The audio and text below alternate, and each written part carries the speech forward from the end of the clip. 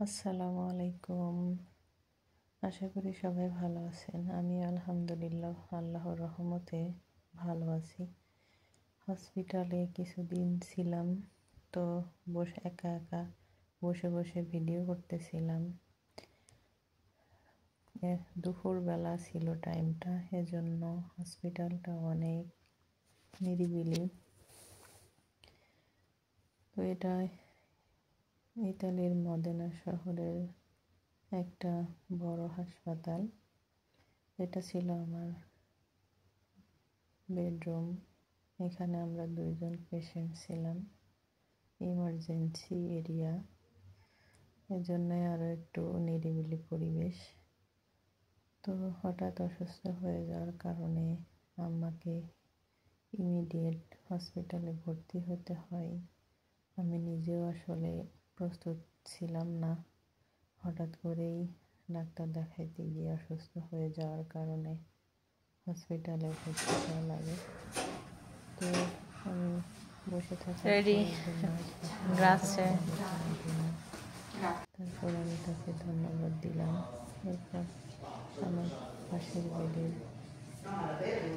Relative আসছে gift নিয়ে। সেই গিফটগুলো দেখতেছিল। আসলে একটা ছোটো বাচ্চা আছে, সেই বাচ্চার ছবি। এখানে বাচ্চা এলাও না, এজন্য সে খুব মনোযোগ দিয়ে দেখতেছে। তারপর আমাদের দুপুরের খাবার চলে আসলো। 2জনের 2 ধরনের খাবার, কারণ আমি মুসলিম, এই কারণে আমার খাবার আলাদা এবং আমার খাবার আলাদা ছিল। তো খাবার খাওয়ার পর রুমের বাইরে আসলাম। এটা একদম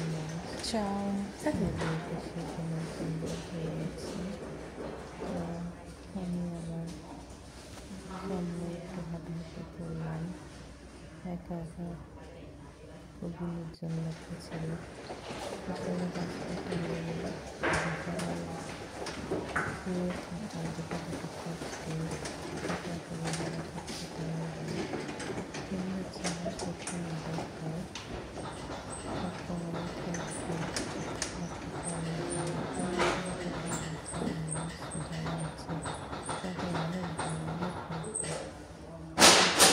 দিয়েছে, সেটা আসলে বলার অপেক্ষা রাখে না।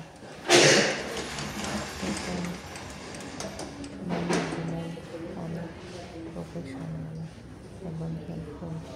সবাইকে অনেক অনেক ধন্যবাদ। আসলে আমি তাদেরকে আসার আগে ধন্যবাদ জানিয়েছিলাম। তারা এত খুশি হয়েছে এবং তাদের প্রশংসা করার কারণে খুবই তারা খুশি হয়েছে।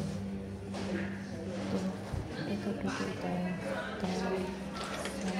আমাদের দেশের মতো টাকা দিয়ে করতে হয় না। ওদেরকে শুধু ওদের কাজ ভালো এবং ওদেরকে একটু ধন্যবাদ দিলে অনেক খুশি হয়। যা হোক, তো এক্সপেকটেশন রিলিজ হয়ে গেছে, সহ্য হচ্ছে। আমি অপেক্ষায় ছিলাম যে আমার কখন রিলিজ হবে। তারপরে শুনলাম ডাক্তার এসে বলল আমার রিলিজ দিয়ে দিছে। তখন সব কিছু রেডি করে বসে আছি বাসায় যাওয়ার অপেক্ষায়। আসলে দিনগুলা কীভাবে চলে গেল বুঝতে পারছি। সবাই দোয়া করবেন। আল্লাহ হাফেজ। আসসালামু আলাইকুম।